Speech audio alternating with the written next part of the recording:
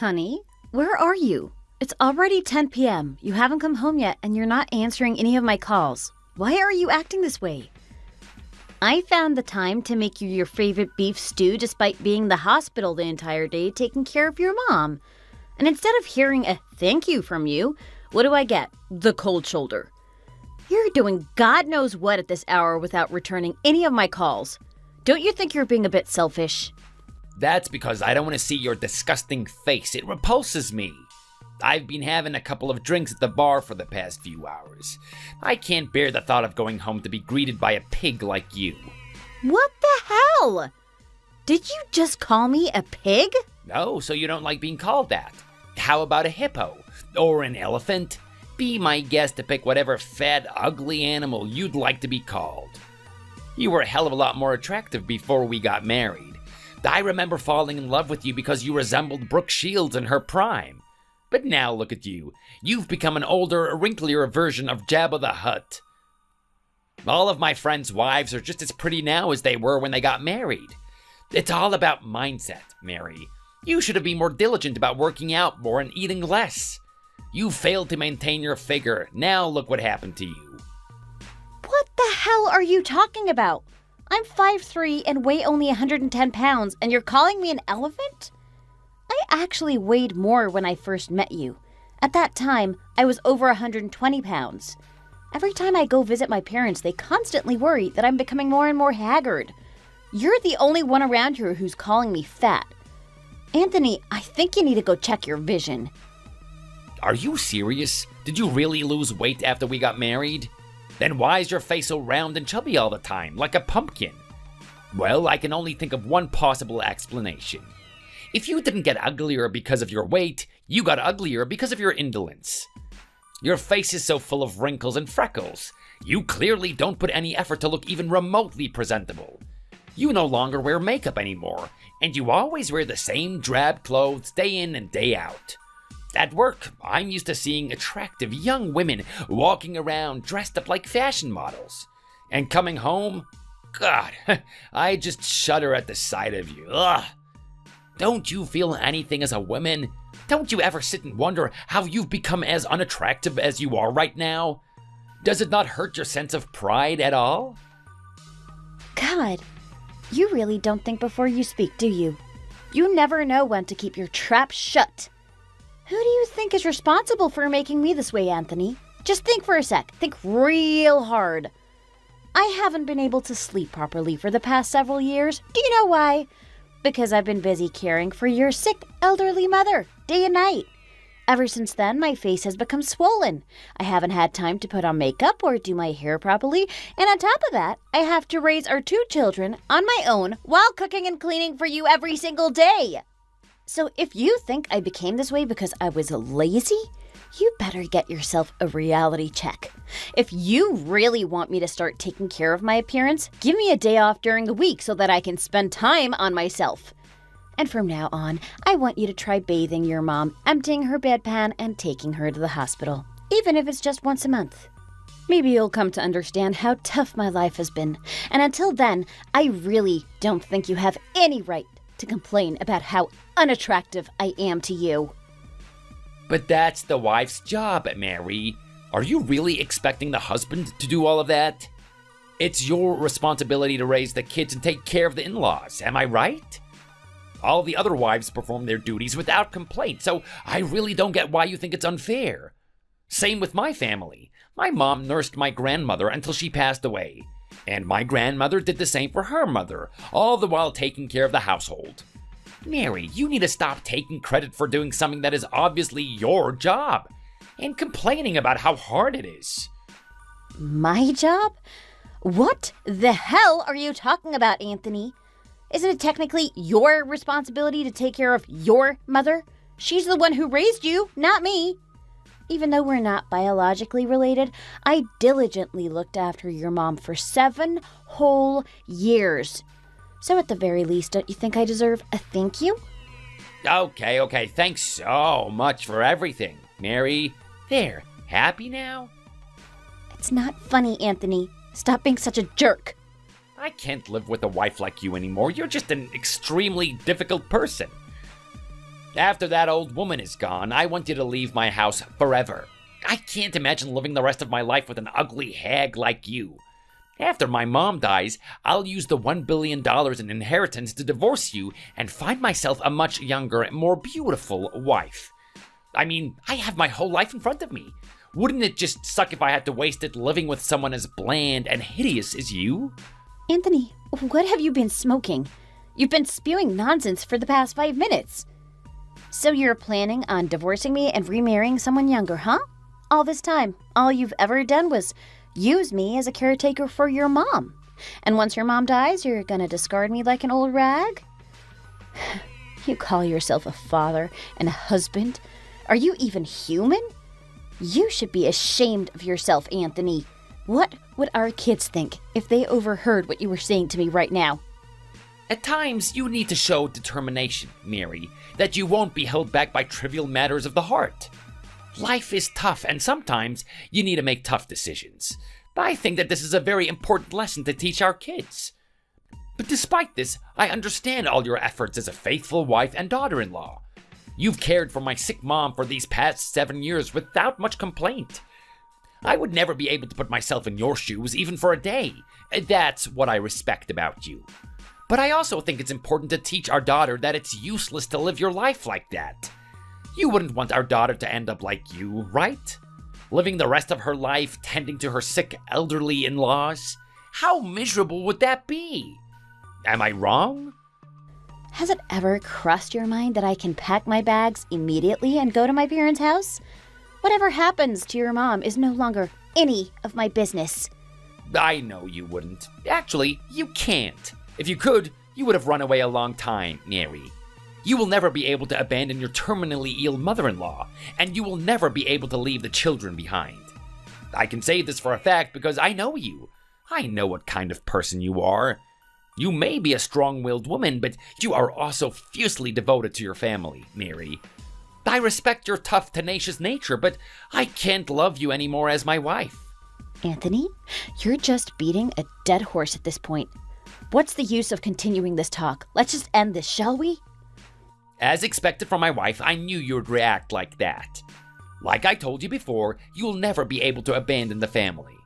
Right now, I'm enjoying some quality time with my friends at the bar. Don't wait around for me.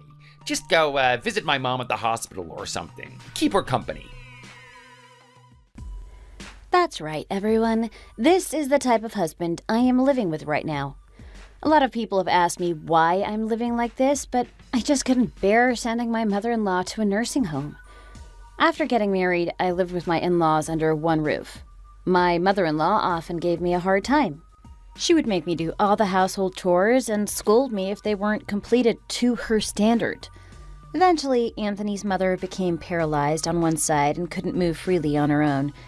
Seeing that, I couldn't help but feel bad for her. She begged me to let her stay at home and not send her away to the assisted living facility. I couldn't turn down her request, and that was how I started to care for my mother-in-law. It's already been 7 years since then. It's been really exhausting at times, but I don't regret my decision. That is, up until the point when my husband started threatening to divorce me after his mom dies. There were times when I wanted to get a divorce immediately, but thinking about the past 7 years I had lost, I felt it was unfair to just give up that easily. That was how I started to plan my revenge on my husband.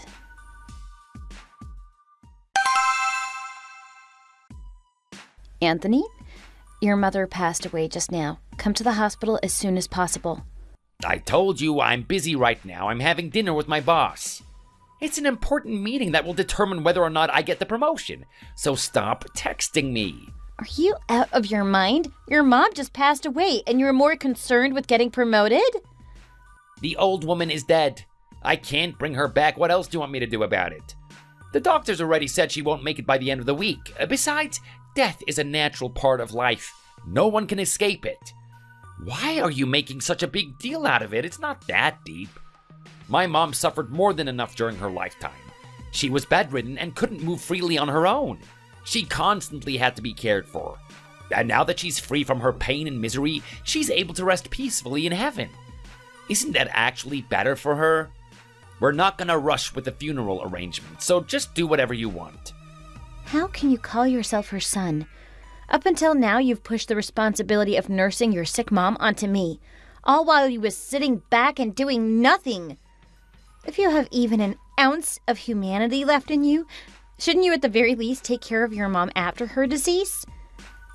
I'm not saying that I won't attend her funeral. I'm just saying that I'll see her at the funeral. There's no point in trying to reason with you, Anthony. You've lost even the slightest trace of humanity. Fine. I've officially given up on you. I won't ask you for anything else.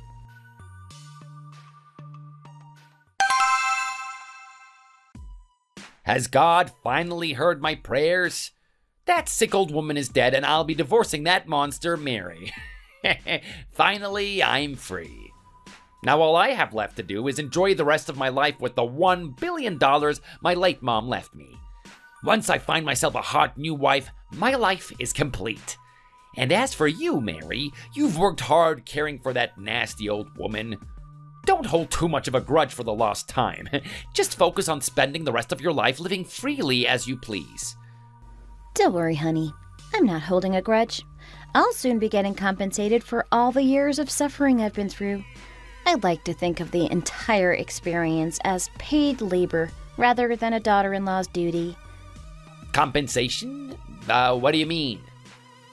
2 years ago, your mom named me as the sole beneficiary of her entire estate. But I guess you never found out about it until now, that is. What the hell? How can you do this to me?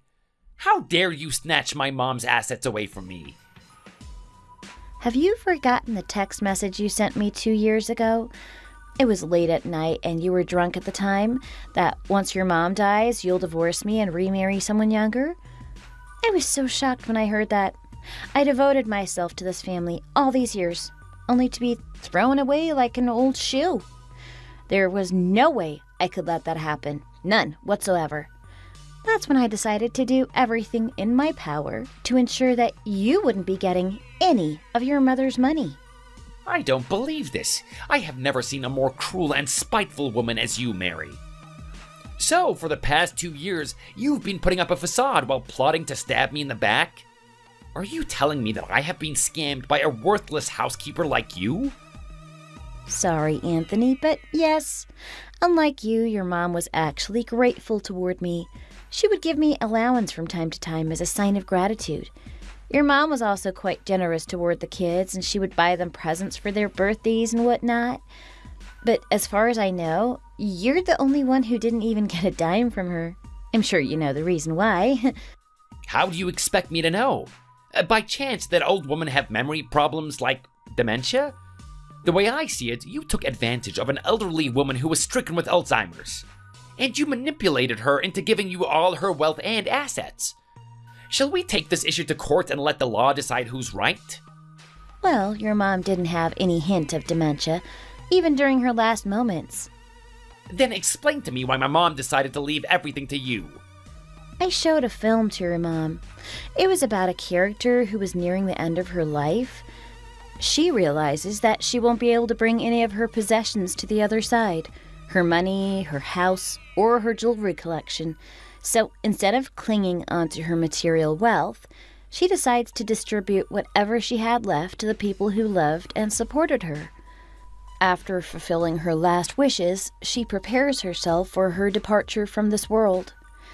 It was a very touching movie, and I think your mom came to a certain realization after watching it, and that's how me and the kids were able to receive so much money from her. It's been 2 years since your mom's passing. Right now, she has about $1 million left in her bank account. Are you not aware of this? I have no way of knowing that. I'm her son, her flesh and blood. How could that crazy old woman think about handing over her money to everyone else except me? Do you think I'm just gonna sit around and not do anything about this? I'm gonna sue you until I get my money back.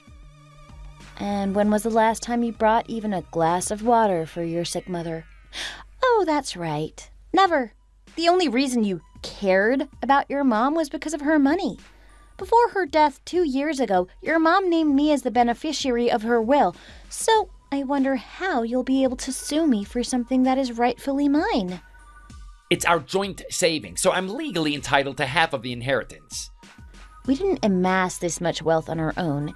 This is definitely not a joint savings, Anthony. Nice try. If you want to fight for the money, hire a lawyer first. But before that, maybe you should consider where you're gonna live for the time being. If you're wondering why I'm bringing that up, it's because your mom already sold the house to my parents 2 years ago for a quarter of the market value. What the hell? That cheaply? Your mom has been very grateful to my parents. She felt bad for making their only daughter take care of her for 7 years, and thankful for not being sent to a nursing home. So she allowed my parents to purchase the house at a vastly reduced price. It was your mom's way of expressing gratitude for allowing her to quietly spend the rest of her days at home. Come to think of it, my mom also helped out a lot with raising the kids and taking care of the household. Had it not been for her, I wouldn't have been able to nurse your mom all this time. Your mom was kind enough to allow my parents to live in her house for many years. You should thank your mother, Anthony. Are you insane? Why would I feel thankful for that? Where the hell am I supposed to live now? Go live with your new girlfriend. You can move in with her. What did you say? Oh? Don't tell me you didn't think I was aware about your plans to get remarried. I heard you already found someone younger and prettier than me. I already submitted a request for an alimony through my lawyer. You had better prepare that money, Anthony. You have really lost it, haven't you? Why don't you just go ahead and kill me, huh? Wouldn't that make you feel better anyway? How can you do something so heinous, you vile woman?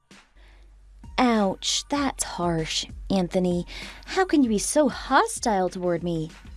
And lastly, I'll be demanding child support from you to be paid regularly into my account, so don't even try to wriggle your way out of it.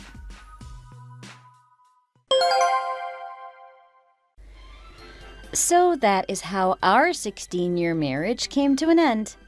All these years, my ex-husband treated me like a maid and caretaker, only to have everything taken away from him by one person he treated with such disdain. Whenever I think of the look on Anthony's face after he lost in court, I feel so much better about myself.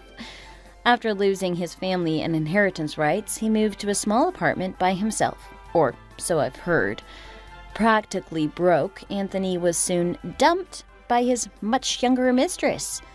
He'd be hard-pressed to find any woman who's willing to marry a divorcee in his 50s who doesn't own a house or have financial wealth. As for me, I've started working full-time at a local nursing home. I even got certified to work as a professional caregiver. After nursing my sick elderly mother-in-law for 7 years, I realized that this job is actually my calling. I'm extremely happy to be able to help others in need while living with my 2 kids.